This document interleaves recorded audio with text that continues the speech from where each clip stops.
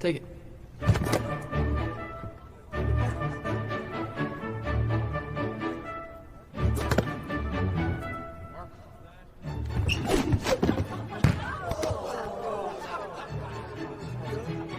What is up, YouTube? My name is RSMario, aka the real Super Mario, bringing you another news roundup video.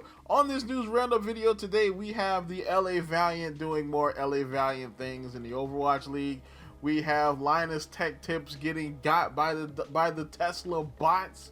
We have a Vtuber that just wants Normies to leave her alone, and we of course have the next in the many lines of glitches for Pokemon Scarlet and Violet that we're going to talk about today. So of course, you want to continue getting videos like this, like, comment, subscribe, hit the bell button, do all that stuff that YouTube requires you to do to continue getting videos from me.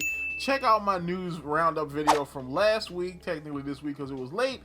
Let's get on into the news. Okay, first up is the Pokemon news, because that's probably what you're here for, because that's what people like to watch on my channel.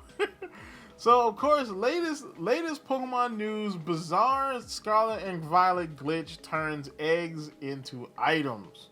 So this is actually pretty cool, to be honest. I'm gonna be honest with you. To me, it sounds pretty cool. I mean, it kind of sucks because, you know, you want that egg, but if the item is cool enough, it might be worth it. So, the last thing you'd expect to see in an egg basket after two Pokemon have bread at the picnic, which I still find to be weird, by the way, is a cherry berry. But that's a cherry berry. But that's exactly what one player keeps finding when breeding Pokemon. For whatever reason, every time they rummage through the basket, they receive another instance of the delicious berry, stumbling across what seems to be another duplication glitch in the game. According to other players, it may be because the player set the picnic on a cherry berry spawn point on the ground, and it can be replicated with other items too, like star pieces, or you can use it to farm money. So this is actually pretty cool. I mean, I'm gonna probably try this. You know what I'm saying? I haven't played Scarlet and Violet since the last glitch where, you know, it was, you know, messing up people's saves files, because I ain't trying to go through them changes. But I might boot up Scarlet and Violet again just to try this glitch to see if I can glitch me some berries or some cool items or something. You know what I'm saying? If you want to try it out and tell me in the comments below, see what happens. All right, the other bit of Pokemon news today. Well, by the time you get this, it'll be tomorrow, but I'm recording this on Friday, so you know what I'm saying, the Rainbow and the Pokemon Master. So the final episode of Pokemon anime as we know it.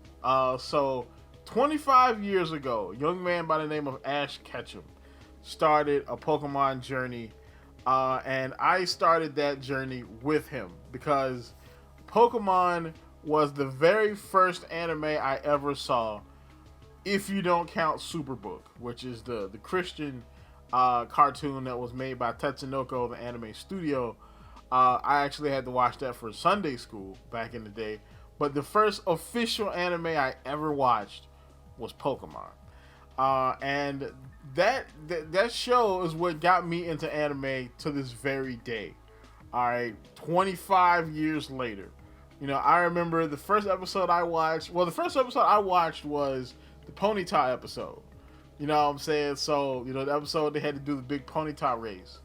But I've been rocking with Ash pretty much ever since, even though I'll admit I haven't watched since since Generation 4 ended. Because I think, to me personally, that was peak right there. Generation 4 was like peak. The rivalry between him and Paul, bruh, that was, when he finally beat Paul, that was kind of like the season finale for me. I mean, Ash is retiring. You know what I'm saying? He is putting his shoes down. He gonna leave his boots in the ring like Triple H did back in the day when he retired. So when Ash and Pikachu return to Pallet Town and reunite with Gary, he asks Ash the following question: how much closer are you to becoming a Pokemon Master now that you are a champion? Becoming a Pokemon Master has been the dream Ash had been gunning for ever since he first set off on his Pokemon adventure with Pikachu. Will Ash be able to answer that question to his friend? We know the answer now because, I mean, this is the last episode he's going to be in the show. So the next show, which is Pokemon Visions or Journeys, I can't remember what the new one's going to be called, but essentially it's going to be his daughter. So, you know, I guess he retires. You know, he retires here, and he knocks somebody up. Ash is smashing somebody. You know what I'm saying? But yeah, this is the end. This is the end of an era. All right, we saw Ash I saw Ash when he started. I saw Ash when he won the Orange League. I saw Ash when he won his first world title, and now we get to see the journey end. That's gonna be interesting. I might cry. All right, so on to Overwatch League news. So of course the Overwatch League, the Overwatch League West Pro-Am has already started, and there's already been a wee bit of controversy with everybody's favorite Western team, the Los Angeles Valiant. Now, the Los Angeles Valiant are not, they're not new to controversy, all right? Because there was that one time that the LA Valiant, randomly packed up and moved to China, and then they said, oh, it's because of COVID and due to, visa reasons, we can't really send our players there. So they fired the whole team of players that they had signed for the season and shipped the whole franchise to China. Turns out they had leased the damn franchise to China for like 2 years. And then when they got to China, they signed Main Tank Marvel because, of course, the team wanted to win games. You know what I'm saying? And so, of course, the Valiant said they signed Marvel. But the team also had to chip in part of their contract in order to pay Marvel's contract. Because, that's how companies work. And then those same players were sleeping in whatever this arrangement happened to be while they were chipping in to pay for Marvel's contract, allegedly. So yeah, they're not stranger to controversy. But this one is just weird, even for the Valiant. So basically what happened here is the LA Valiant moved back over to the West from China, and they signed a whole new team for the Pro-Am and never announced the team. Alright, the Pro-Am, like the night before the Pro-Am, the players that they signed actually decided to go ahead and say, hey, we got signed by the Valiant, so I'm on the team, hi fans, on their personal Twitter page. So the team is made up of 3 former Overwatch League players and 4 players coming from North American contenders. DPS Seeker played in the Boston Uprising last season, and here's the rest of the roster. So we have Seeker and Nos on DPS. We have Crawley on tank. We have Liar and Paintbrush on support. Paintbrush, I want to say he played for the Gladiators last year. Or no, not last year. It might have been like 2021. I know he played for the Gladiators at one point. And they even had to make little makeshift banners for their Twitter pages, to be like, hey, look, we play for the Valiant now. You know what I'm saying? Nas came up and said, since no one knows, I will do the honors of announcing the Valiant roster publicly before the Pro-Am. So, good to know that Valiant remain consistent in their return to Western Overwatch. In more weird video game news, we have apparently the United States government is getting involved in this whole Sony-Microsoft situation in the most United States government way possible. So, United States Senator blasts Sony's monopoly on quote-unquote cool Japanese games. So Yeah, Sony and Microsoft continue to do battle over the latter's proposed $69 billion purchase of Activision Blizzard. More and more people, relatively powerful and influential people, are being drawn into this debate. One of those people is Democratic Senator, of course it will be a Democratic Senator, Maria Cantwell, representing the state of Washington. Okay, I'm gonna have to bust out my aluminum foil beanie for a theory I got burned up here. So who raised the specter of Sony's monopoly of high-end game market earlier today, or I guess yesterday at this point, and went as far as calling on the U.S. trade representatives to discuss the issue with Japan as part of an ongoing digital trade negotiations. During the Senate Finance Committee hearing on the president's 2023 trade policy agenda, Cantwell, among a bunch of other international trade talk, said, I am told that Sony controls a monopoly of 98% of high-end Japanese game market. Yet Japan's government has allowed Sony to engage in blatant anti-competitive conduct through exclusive deals and payments to game publishers, establishing games that are among the most popular in Japan. I am going to pretend she is talking about the Final Fantasy series, which is what the person said. I believe this is Kotaku, accusing Japanese Federal Trade Commission of failing to investigate this exclusionary conduct. She then asked the U.S. Trade Representative Catherine Tai, what do you think we should do to address these issues and create a level playing field? In response, Tai says that while there are currently discussions in the U.S. and Japanese governments over the digital market, digital economy, this is new to me, but let me take this back. I'm happy to follow up with you and your team on this. So yeah, I'll be honest, this sounds crazy. All right, so here's my theory on this though. Now, I've always kind of had a theory that Sony might have made a call to somebody at the UK, Competition Market Association, the CMA, and that's why they were making so much noise about this.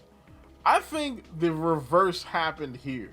I think somebody at Microsoft made a call to their representative to do it. Because why else would she do this? What does Representative Cantwell know about the gaming industry and about the Japanese part of the gaming industry at that? What does she know about this? It's kind of weird. And if I'm not mistaken, Microsoft's head office is in Washington State. I believe it's in Seattle. So it wouldn't be a stretch of imagination that, I don't know, Bill Gates, who is definitely, in bed with the Democrats, again, tinfoil beanie on this one, could have made a call and been like, hey, can you do something for me to start to make some noise about the Japanese gaming market? That's the only thing I can think of, because there's no other reason why she would do this, okay? It's just a very random thing to do. Like, I understand why they were going at TikTok so hard, but PlayStation monopoly on not to mention, this isn't even true. 98% of the market? What? Does Nintendo just have 2%? Nintendo has the highest selling console of all time almost. And you're trying to tell me that you think they only have 2% of the market share. Okay. Alright. Thank you, Representative Cantwell. So, more on the battle between PlayStation and Microsoft. Xbox cans PS5 version of big game despite all the talk about player choice. So, speaking to IGN France, Redfall director Harvey Smith explained that once Bethesda was bought by Microsoft in 2020, things changed fast. He says, we got bought by Microsoft, and there was a huge sea of change. They said no PS5. We're going to focus on Xbox, Game Pass, Xbox, and PC. Smith said that before the buyout, Arcane was developing the game for all platforms. While it might suck for PlayStation owners, Smith wasn't too upset about the cancellation of the PS5 port, as the studio can now focus on one less platform, which will make development easier. Which, I mean, it's honest. That's what happened to the Cyberpunk guys, is they had to develop for, like, you know what I'm saying, for 6-7 different platforms, and they just got overwhelmed. So I can understand that part. But basically, with Microsoft buying Bethesda or buying ZeniMax, and basically saying, no, stop developing PS5 games and just focus on Xbox and Game Pass. What's stopping them from doing that with Call of Duty? Even if they gave Sony the 10-year deal, what's stopping them from doing that at the end of the 10-year deal?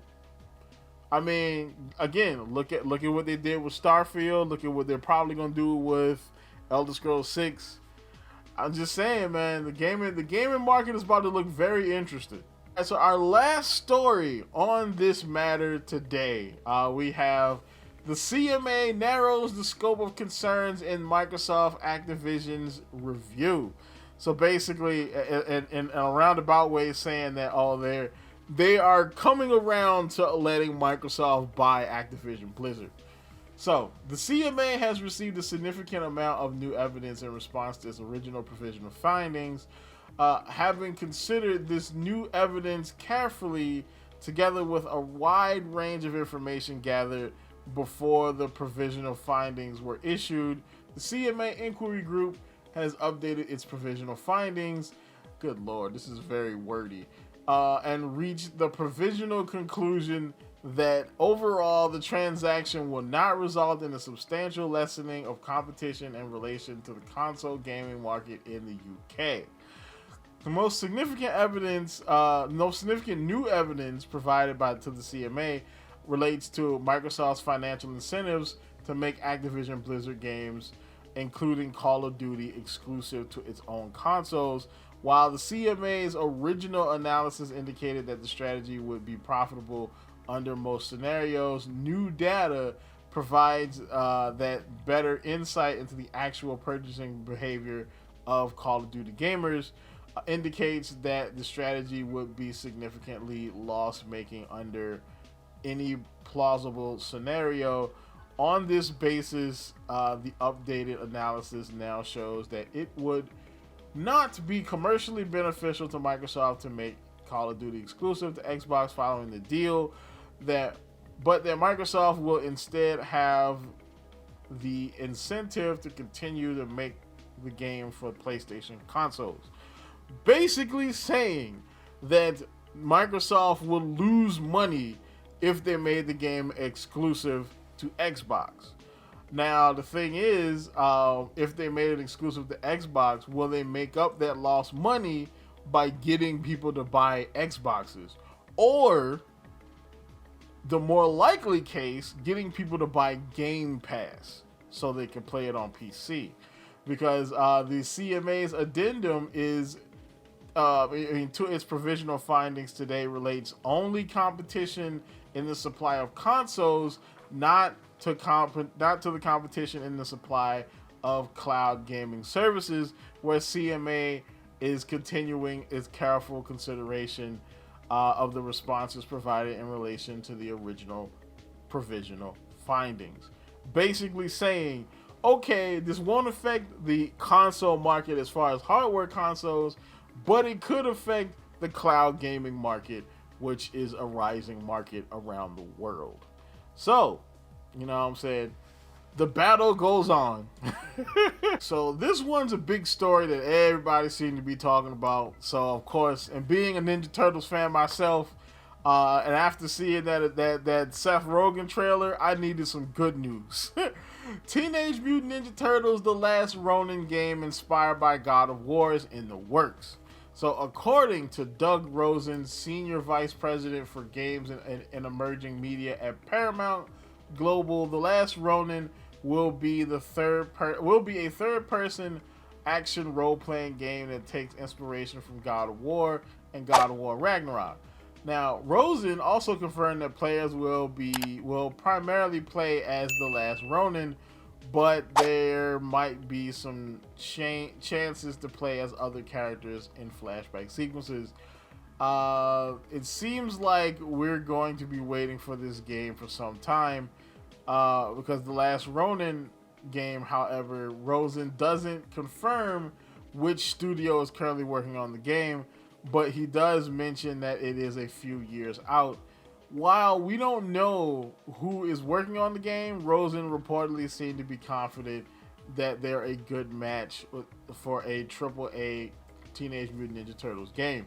Interestingly enough, last year a report from Toy World magazine claimed that Nickelodeon was working on a new AAA Teenage Mutant Ninja Turtles game, which, considering the last Ronin's current development status, appears to be a different project from what was announced today. Seems like there's a lot in the future for Teenage Mutant Ninja Turtles as far as games go. The Last Ronin was one of the most popular Teenage Mutant Ninja Turtles graphic novels in the past decade. It's being adapted into a video game that is apparently inspired by God of War. As reported by Polygon, the next Teenage Mutant Ninja Turtle game is going to take quite a different approach from Shredder's Revenge, as it is going to be an adaptation of The Last Ronin, an incredibly dark graphic novel series from 2020 that takes place in the future when only one turtle is alive, and they don't spoil which one that is. Now, I've never read the last Ronin graphic novel, so I'm kind of curious, who is it? I feel like it's probably going to be like Raphael. But, I mean, to be honest, and God of War inspired is not a bad idea. I mean, if you gotta get inspired, you might as well get inspired by one of the best games running, you know? I mean, they could have did a Souls-like game. They could have went that route, you know. But I think that'll be pretty good. Heavy story-based, you know what I'm saying? You're the last turtle alive, then they got killed, you know what I'm saying? I can see that. That would be kind of good. That would be kind of lit. Speaking of dark stories, deadly Call of Duty police killing settles for $5 million years later. So this one right here is pretty interesting. This one essentially, there was a guy by the name of Andrew Finch. All right, and he was swatted by that notorious swatter guy that got arrested, you know, and locked up years ago. He was swatted by him. So essentially, here's the setup. Two guys are playing Call of Duty World War I or World War II, and they make a bet that, you know, one makes a bet that he can kill the other one.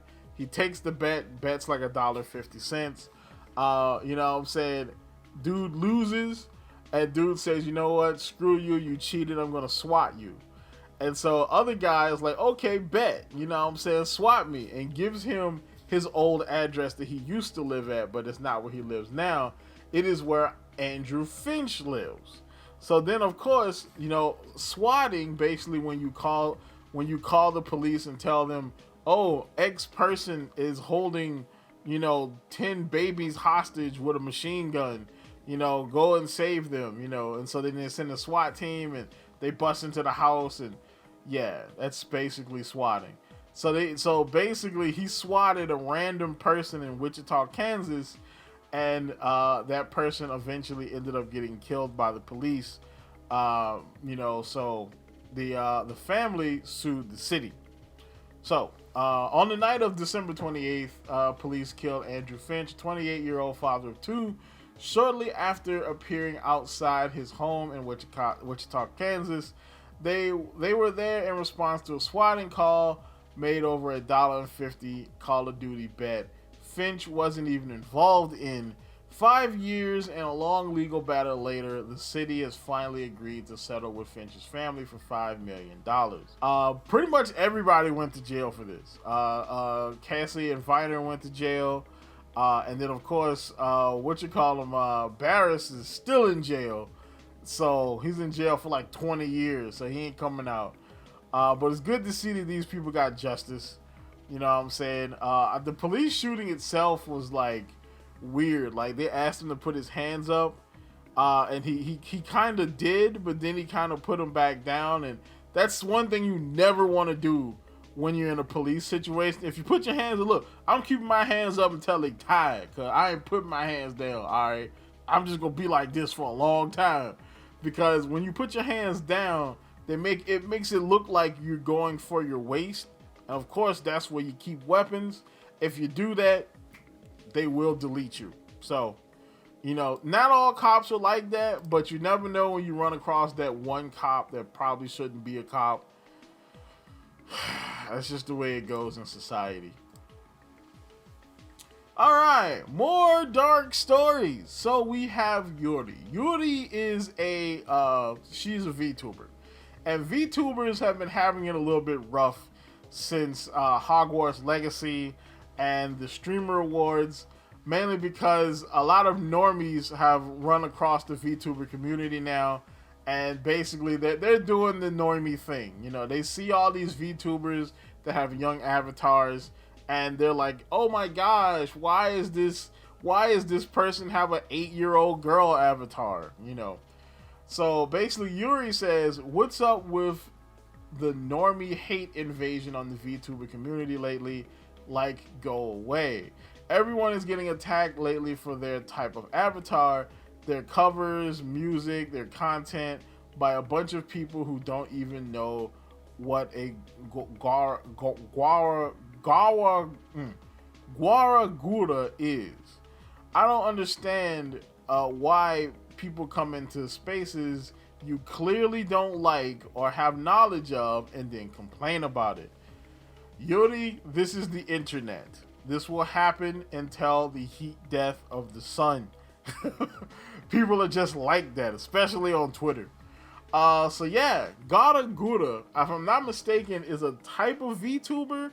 I know Gura is one VTuber. I know Gura is a person. Alright, cause she's a VTuber. She won a streamer award, and she has like a chibi shark girl avatar. You know what I'm saying? And essentially she just does like edgy humor, you know? And that's the shtick of the character. She's a grown woman, but her character is a little girl, and she does edgy humor. You know what I'm saying? And that's what makes it funny, you know? I mean, to be honest, here's a lesson in the internet. There are gonna be people that do this kind of stuff. It doesn't matter what you do. Somebody's gonna hate you. Even me doing this little channel, I've been told to drink bleach because I didn't like somebody's waifu. I've been given the whole KYS, you know what I'm saying, because of different gaming opinions I've had. Yo, I used to get mad heat back in the theory days. Because, you know, I don't like his theory, you know what I'm saying? You know, I'm like, really? Nigga, I ain't Matt Pat. I don't care. You know what I'm saying? It's a theory, man. Look, if somebody's doing something on the internet, as long as they're not hurting somebody, leave them alone. You know what I'm saying? All right, as long as they're not hurting somebody, as long as they're not trying to push some kind of crazy agenda that could be negative to the populace, just leave them alone. All right, if you don't like VTubers, just don't watch. Simple as that. All right, in our last story of the day, we have here popular YouTuber YouTube channel Linus Tech Tips pulled after a scammer attack. So a lot of these have been happening lately. All right, and it's always they hack a channel and they throw a Tesla logo up there and they just stream Elon talking about like some kind of, you know, shit coin, you know what I'm saying, some kind of crypto coin scam, and they just stream him, like loop it, him talking about it to get people to buy into this scam, and they got Linus Tech Tips. If they can get Linus Tech Tips, the tech guy, then none of us are truly safe. Luckily, I'm irrelevant, so I don't think they really care about my channel because they only go after big channels. But this has happened to a lot of people. This has happened to Rogers Base. This happened to Amazing Lucas. This happened to Memeology 101. A lot of these big channels with hundreds of thousands, sometimes millions of subscribers, they just get got by the Tesla crypto bros, man. So the account, wrong. According to The Verge, the hacker accessed Linus Sebastian's account earlier this morning, or technically yesterday morning. They made several live broadcasts of Elon and Bitcoin. Some private videos on the channel were made public, though it's ambiguous whether it was done through YouTube staff or other scammer, or the scammers themselves. The account was eventually deleted, though it's not clear whether this action was performed by YouTube staff or by the hackers themselves. Other hardware accounts under Linus Media conglomerate were also hit, including Tech Quickie and Tech Link. Kotaku, who is doing this story, by the way, reached out to YouTube to ask if they had delisted the account and what safety measures they will provide creators to safeguard their accounts, but they did not receive a response at time of publication. LTT fans have noted that almost a decade's worth of videos were deleted. Sebastian has backed up his old videos using a vault backup system and is an advocate of using 3-2-1 method of storing data across multiple storage devices, including off-site. So Kotaku reached out to Sebastian for comment, but did not receive one at time of publication. So yes, this is crazy. I think most people have two-factor authentication now. I do, since, I also use my Google email for work purposes. So people trying to get in contact with me for temp jobs and stuff, I have a Gmail for that's connected to my account. So I use two-factor authentication. I don't play no games. All right. But even if you use two-factor, you can still get hit by this. So watch out, man, because these cyber streets ain't safe no more. The crypto bros are coming for your neck. So that's about it for this. Drop a comment down in the comment section about some of these stories. Subscribe, if you want to continue getting videos like this. And as always, people, like, comment, subscribe. And I already said that. I don't know why I said it again. Keep it real.